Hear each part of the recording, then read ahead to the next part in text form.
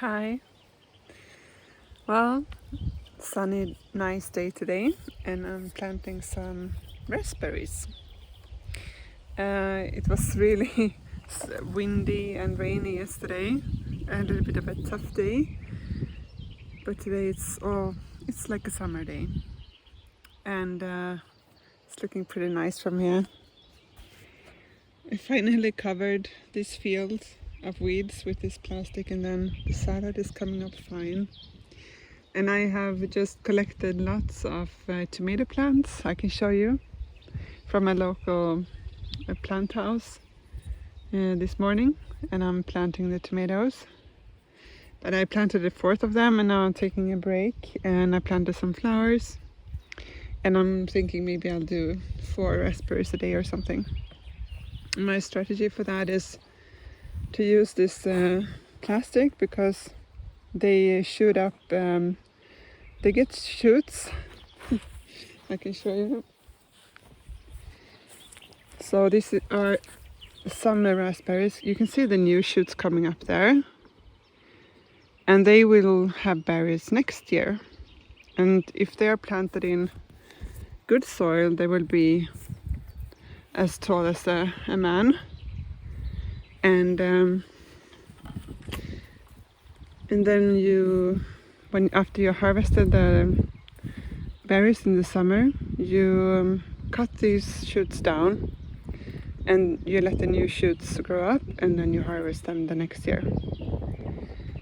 And they need support, so you need to build a structure for this. So that would be like a T shape, a little bit different varieties, but the principle is that you want to let as much sun in as possible.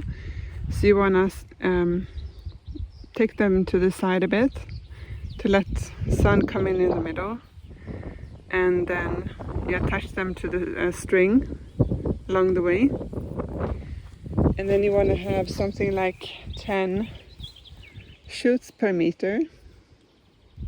And it's nice to have the grass on the side because they get shoots several meters on the side. And maybe if you're having carrots over there, you don't want to dig up lots of raspberry shoots along the carrots. Not if you want to have carrots anyway. So there were lots of weeds in this bed because it's so close to the grass. And I didn't bother too much about that because I just put this plastic in, and then I burned a hole with a burner. And you can, because we want to have new shoots coming up, not just there, we want to have them on a bigger distance. But in the beginning you could put them together with a clip or something, or put a rock there or something. But I needed to make the hole, I wanted to make it pretty large so that I could dig a big hole. And then I put manure, this cow manure in the hole, and then a little bit extra on the top. And these are the root system, so there's a new shoot coming up there, but you want to loosen the roots a bit. This is a little bit messy. You don't want to rip them off totally, and I can't, of course, not loosen all of them. It's impossible. It's like so I'm just gonna see if I want to make it possible for them to grow to the side and not just to become a clump like this. It saves time. I mean, eventually they will find their way, but it will take some time for them if I'm not helping it. Sometimes the roots can just continue to grow around and around. And if you buy a plant and you wonder why it doesn't ever grow, it can be that the root system is intertwined like that. They are pretty strong. This is a little bit frustrating because both, one, it takes time, and two, I know that I'm destroying a lot of them. That's really, I don't want that, but I have to. Yeah, so that's what I'm gonna do here. So I can just quickly give you a little tour around. Not maybe that has happened too many things. We are in May now. What are we? 28th of May. And the cabbage is coming and it's time to weed. The salads are growing slow, so I put some manure here. Yeah, I figured they didn't have as much nitrogen, I think, that they need. But there are different varieties. There is Roman salad. You can start to see the shape of them now. This is iceberg salad, if you call it that in English. And then there's Batavia. 3 varieties of head salad. Head lettuce. Lettuce, that's the name. And these are very nice and spicy leaves. Are salad mustards. They are delicious. And then there is Osaka purple Misuna, also really nice. And they get really beautiful with yellow stems and purple leaves. And then, well, you can see the nettles around, but here we have this purple kale. So I start to taste a little bit and yeah, it's delicious. I love vegetables, both to grow and to eat. I'm not a vegetarian, but and here are the potatoes coming, and these are the broad beans coming up fine. There are other beans and sugar peas. I need to fill in the gaps with those that didn't germinate. And the blackcurrant. This is the variety. It's so, you know, if it's a hot day and you're thirsty, it's so tasty. But the ants, the bumblebee, and if you smell them,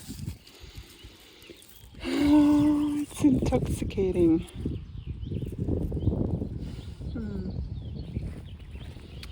But as you can see here, the ants are having a little farm of leaves up here, with aphids.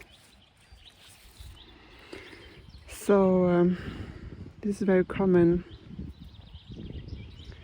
on these berries, and what you can do, I've heard, is you can plant lots of strong herbs at the bottom that the ants don't like. We'll see. Maybe it doesn't affect too much. Oh, the sun shines, so all the insects can come out and fly. It's so nice to have a pond in the middle of the farm where all the insects can take a sip and I can get my water. And these are, it's a root crop, root vegetable. They look like a sunflower and they are perennial. And I put the plastic because they spread also a lot. Like it can be invasive, it's really hard to get rid of. And I planted more of these ribes. Is it ribes? This is red, no, currant. These are red currants and the ones over there are black currants. And well, the zucchini also start to come up. I tried to direct seed for the first time. And some of them come. I have more in the tray so I can,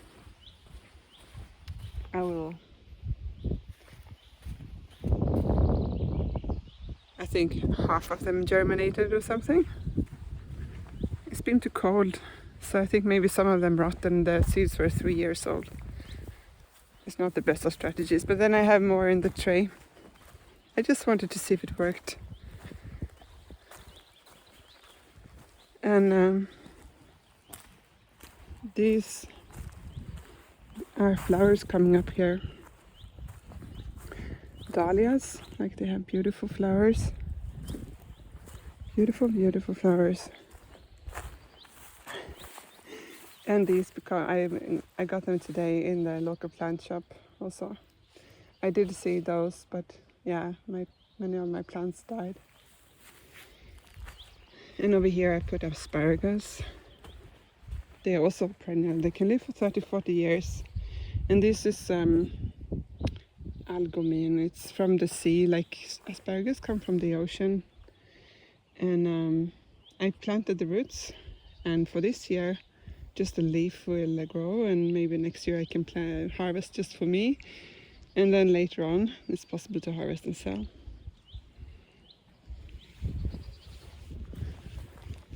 Yeah, oh yeah, okay.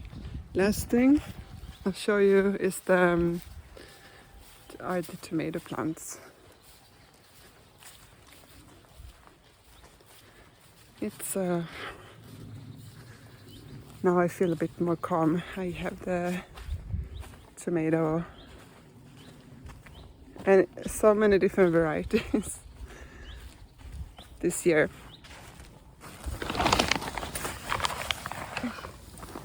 Oh shit, it's really warm in here. So I got this from Milla, and we know each other from before. And here they are. So these green ones are from the local plant shop, and these ones are that I bought from a private, what do you say? A person in the village. And they've been standing for 10 days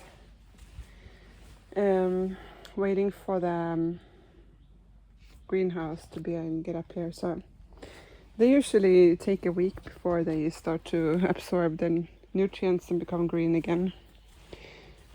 Tomatoes are really easy to, if you start handling them well, they recover pretty easily.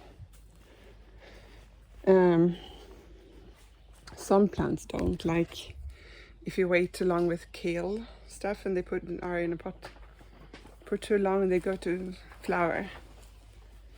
And here we have more zucchini and pumpkins, more salads, more brassicas coming up, cucumber and corn. Very cute little ones. Cauliflower. Yeah. Whew. It's getting hot. So, okay, that's it for today. See you later. Bye.